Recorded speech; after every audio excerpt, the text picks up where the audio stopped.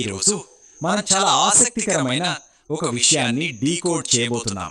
పైకి చూడటానికి చాలా సామాన్యంగా కనిపించే ఒక డిజిటల్ అడుగుజాడ వెనుక మనం సమాచారాన్ని పంచుకునే విధానాన్ని మార్చేస్తున్న ఎంతటి నిశ్శబ్ద విప్లవం దాగి ఉందో ఈ ఎక్స్ప్లెయినర్లో తెలుసుకుందాం. ఒకసారి ఈ పొడవైన అక్షరాల అంకెల శ్రేణిని గమనించండి. అవును, ఇది కేవలం ఒక లింక్ మాత్రమే, కానీ నేటి మన మొత్తం విశ్లేషణకు మూలాధారం ఇదే. మొదటి చూపులో ఇదేదో ఒక సాధారణ ఇంటర్నెట్ అడ్రస్ లాగా అనిపించవచ్చు కదూ, కానీ నమ్మండి, దీని వెనుక చాలా పెద్ద కథే దాగుంది. అసలు ఈ లింక్ లోపల ఏముంది? ఇంటర్నెట్లో మనం ప్రతిరోజు వందల కొద్ది లింక్స్ పై క్లిక్ చేస్తుంటాం, కానీ ఈ నిర్దిష్ట లింక్ వెనుక ఎలాంటి పవర్ఫుల్ ఇంజిన్ రన్ అవుతుందో తెలుసుకోవాలనే క్యూరియాసిటీ కలగడం సహజం. ఇది కేవలం ఒక వెబ్ పేజ్కి తీసుకెళ్లే దారి కాదు సుమా, ఆర్టిఫిషియల్ ఇంటెలిజెన్స్ క్రియేట్ చేసిన ఒక కొత్త జ్ఞాన ప్రపంచానికి దారి చూపే ద్వారం. అయితే ముందుగా షేర్ చేయబడిన ఈ లింక్ వెనుక ఉన్న రహస్యం ఏంటో చూద్దాం.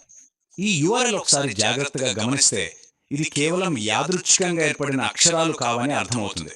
డొమైన్ పేరు, నోట్బుక్ ఐడి మరియు ఆర్టిఫాక్ట్ ఐడి ఇవన్నీ క్లౌడ్లో భద్రంగా ఉన్న ఒక నిర్దిష్ట వర్క్ స్పేస్ను పాయింట్ చేసే పర్ఫెక్ట్ మ్యాథమెటికల్ కోఆర్డినేట్స్ లాంటివి. ప్రతి భాగం తనకంటూ ఒక ప్రత్యేకమైన పనిని చాలా పక్కాగా చేస్తుంది. పాతతరం ఇంటర్నెట్ నావిగేషన్కు ఈ కొత్త AI వర్క్ స్పేస్ల శకానికి మధ్య ఉన్న డిఫరెన్స్ ఇదే. సాధారణ లింక్ ఎప్పుడు ఒకేలా ఉండే స్థిరమైన పేజీకి తీసుకెళ్తే, ఈ నోట్బుక్ లింక్ ఒక ఇంటరాక్టివ్ మరియు డైనమిక్ అనుభవానికి దారి చూపుతోంది. మీరే ఆలోచించండి, దీని వెనుక కృత్రిమ మేధస్సు ఎంత సైలెంట్గా పనిచేస్తుందో కదా. ఇప్పుడు మన రెండో అంశంలోకి వద్దాం. అసలు ఈ డిజిటల్ ఆర్టిఫాక్ట్ అంటే ఏంటి? ఇక్కడే అసలైన మ్యాజిక్ ఉందే. ఆర్టిఫాక్ట్ అంటే కేవలం మనం టైప్ చేసిన ఒక టెక్స్ట్ డాక్యుమెంట్ కాదు. ముడి సమాచారం అనే బొగ్గును AI అనే ఒత్తిడి ద్వారా ప్రాసెస్ చేసి బయటికి తీసిన ఒక వజ్రం లాంటిది. మనం ఇచ్చిన డాక్యుమెంట్స్ ను డీప్ గా విశ్లేషించి అందులోంచి ఒక అద్భుతమైన సారాంశాన్ని ఇది వెలికి తీస్తుంది. మరి ఆ లింక్ వెనుకున్న కోడ్ ఎలాంటి రూపాల్లో ఉండొచ్చు అంటారు? అదొక లోతైన స్టడీ గైడ్ కావచ్చు, మనం వినగలిగే ఆడియో పాడ్కాస్ట్ సారాంశం కావచ్చు, ఒక ముఖ్యమైన ఎగ్జిక్యూటివ్ రిపోర్ట్ కావచ్చు, లేదా ఇంటరాక్టివ్ క్వశ్చన్ అండ్ ఆన్సర్స్ అంటే ఫ్రీక్వెంట్లీ ఆస్క్డ్ క్వశ్చన్స్ జాబితా కూడా కావచ్చు. సమాచార ఓవర్లోడ్ని తగ్గించడానికి AI ఇన్ని విభిన్న రూపాల్లో మనకు ఆన్సర్ ఇస్తుంది. దీన్ని మరింత సింపుల్గా అర్థం చేసుకుందాం. ఇదొక రెసిపీ అనుకుంటే సగం భాగం అంటే 50% అసలు సోర్స్ డాక్యుమెంట్లోని ఇన్ఫర్మేషన్ ఉంటుంది. 30% AI తన బ్రెయిన్ యూజ్ చేసి చేసే విశ్లేషణ, తార్కికత ఉంటాయి.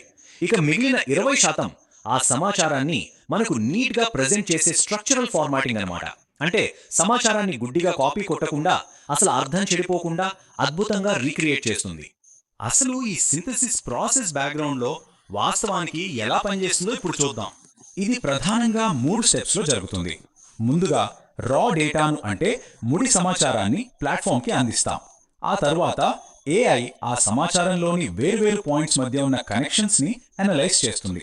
ఫైనల్గా ఆ విశ్లేషణ అంతటినీ కలిపి ఒక ఏకైక ఐడి కోడ్గా జనరేట్ చేస్తుంది. అడ్డదిడ్డంగా ఉన్న రీసెర్చ్ పేపర్లన్నీ ఒకే ఒక్క స్పష్టమైన లింక్గా మారే అద్భుతమైన ప్రాసెస్ ఇది. ఇక్కడే మనం ఆలోచించాల్సిన మరో ఇంట్రెస్టింగ్ పాయింట్ ఉంది. ఆ ఆల్ఫాన్యూమరిక్ కోడ్ కేవలం యాదృచ్ఛికంగా వచ్చిన టెక్స్ట్ కాదు. మనిషి మరియు ఆర్టిఫిషియల్ ఇంటెలిజెన్స్ ఇద్దరూ కలిసికట్టుగా సృష్టించిన ఒక కొత్త ఆలోచనకు అక్షరాల ఇది ఒక డిజిటల్ చిరునామా. ఇంటర్నెట్ ప్రపంచంలో ఒక ఐడియాకు అడ్రస్ ఇవ్వడం అంటే ఇదేనేమో. ఇక చివరి అంశం, అసలు మనం ధ్యానాన్ని పంచుకునే విధానం భవిష్యత్తులో ఎలా ఉండబోతోంది. మనం ఇన్ఫర్మేషన్ ఎలా షేర్ చేసుకుంటున్నామనే విధానాన్ని ఈ ఆర్టిఫాక్ట్స్ పూర్తిగా మార్చేస్తున్నాయి. ఒకప్పుడు ఫైనల్ డాక్యుమెంట్ అని, వర్షన్ 2 అని 10 ఈమెయిల్లు, 20 అటాచ్మెంట్లు పంపుకుని విపరీతమైన గందరగోళం ఫీల్ అయ్యేవాళ్ళం. కానీ ఇప్పుడు అత్యంత స్పష్టమైన ఒకే ఒక్క లింక్ను షేర్ చేయడం ద్వారా ఆ ప్రాసెస్ ఎంత ఈజీ అయిపోయిందో మీరే చూడండి. అల్టిమేట్గా ఇదంతా ఈ ఒక్క నెంబర్ దగ్గరే ఆగిపోతుంది. 1. అదే ఒకే ఒక లింక్ పవర్. 10ల కొద్దీ అటాచ్మెంట్లు, ఎక్కడ వెతకాలో తెలియని ఫోల్డర్లు, చదవడానికి చిరాకు తెప్పించే సుదీర్ఘమైన ఈమెయిల్లు, వీటన్నిటినీ ఈ ఒక్క లింక్ రీప్లేస్ చేసేస్తుంది. ఎంత కష్టమైన సమాచారాన్నైనా ఒకే దగ్గర కేంద్రీకరించి సింపుల్గా నేర్చుకోవడానికి ఇది నిజంగా ఒక గేమ్ చేంజర్. ఎక్స్ప్లెయినర్ ముగింపుకు వచ్చేసాం. అయితే వెళ్లే ముందు మిమ్మల్ని ఒక చిన్న ప్రశ్న అడగాలి. మన మెదడు చేయాల్సిన కష్టమైన పనినంతా AI ఒకే ఒక క్లిక్తో సింప్లిఫై చేసి మన ముందు పెడుతున్నప్పుడు సొంతంగా రీసెర్చ్ చేసి కొత్త విషయాలు తెలుసుకోవడంలో మనిషి పొందే ఆ థ్రిల్, ఆ ఆనందం ఎక్కడో మిస్ అవుతున్నట్లే కదా? లేక ఈ టెక్నాలజీ మనల్ని ఇంకా అడ్వాన్స్డ్గా ఆలోచించేలా చేస్తుందా? ఇదొక్కటి ఆలోచించండి. మళ్ళీ ఇంకో ఇంట్రెస్టింగ్ టాపిక్తో కలుద్దాం.